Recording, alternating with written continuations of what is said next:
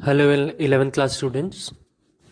PT2 के लिए हमारे पास दो चैप्टर्स हैं, सेट्स और trigonometric functions. First chapter set का हम रिवीजन करते हैं। A set is a well defined collection of objects, हमने देखा था।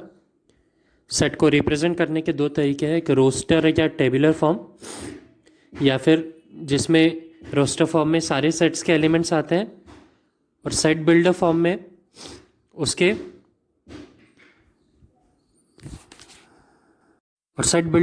कंडीशन दी होती है, उस हिसाब से लिखते हैं। फिर इसमें types of set, empty set वो होता है जिसमें कोई भी एलिमेंट नहीं होता है। सिंगलटन सेट वो होता है जिसमें एक सिंगल एलिमेंट होता है। Finite and infinite sets, finite sets में एक फाइनाइट नंबर ऑफ एलिमेंट्स होते हैं और इनफाइनाइट सेट में इनफाइनाइट नंबर ऑफ एलिमेंट्स।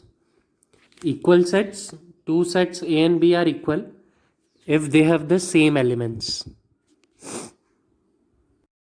फिर एक टाइप है सेट का पावर सेट। पावर सेट में आता है the collection of all subsets of a set A is called the power set of A. यानी कि कोई सेट ए है, उसके जितने भी पार्ट्स हैं उनका मिला के एक टोटल सेट पावर सेट होता है। और यूनिवर्सल सेट वो होता है जिसमें किसी कंडीशन के सारे एलिमेंट्स हों, सारे सेट्स उसमें मौजूद हों। उसके बाद हम देखते हैं वेन डायग्राम्स। वेन डायग्राम्स वो डायग्राम्स होते हैं जो हमने सीखा था, जिस पे सेट्स को रिप्रेजेंट कर सकते हैं। डिफरेंट ज्योमेट्रिक चीज़ों से उसको रिप्रेजेंट करते हैं, जैसे circle, rectangle. Operation on sets है, सेट्स पे ऑपरेशन होते हैं, जैसे कि नॉर्मल नंबर्स पे प्लस माइनस होता है, वैसे सेट्स पे भी ऑपरेशंस होते हैं, जैसे कि यूनियन, इंटरसेक्शन।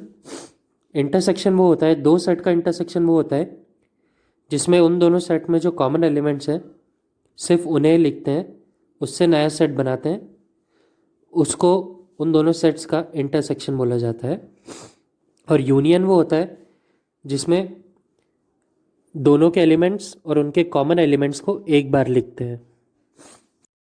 कुछ लॉज हैं सेट्स पे जो हमने देखे थे, idempotent laws.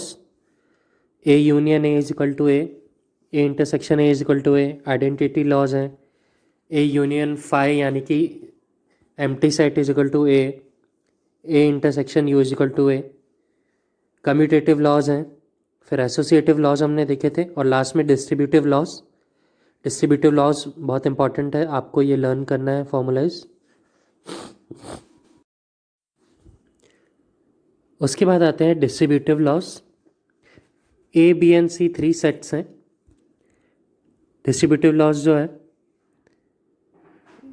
A union bracket में B intersection C is equal to A union B intersection A union C. Okay, union का साइन डिस्ट्रीब्यूट हो रहा है ओवर इंटरसेक्शन।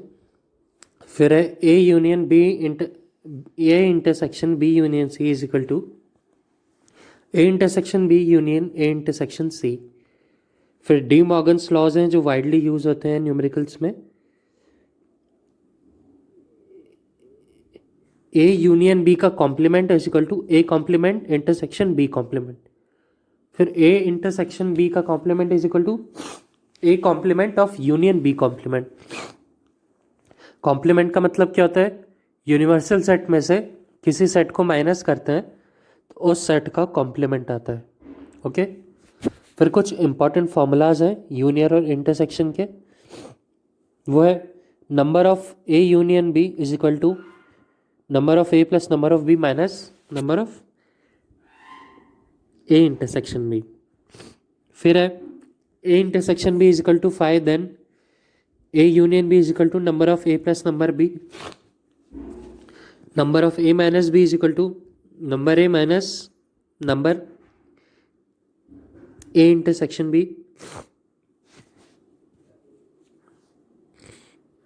आखिरी में फॉर्मूला है number of A union B union C is equal to n A plus n B plus n C minus n A intersection B minus n B intersection minus number of A intersection C plus number A intersection B intersection C. Okay students, so ये basic properties थी sets की और basic फॉर्मूले थे union and intersection के।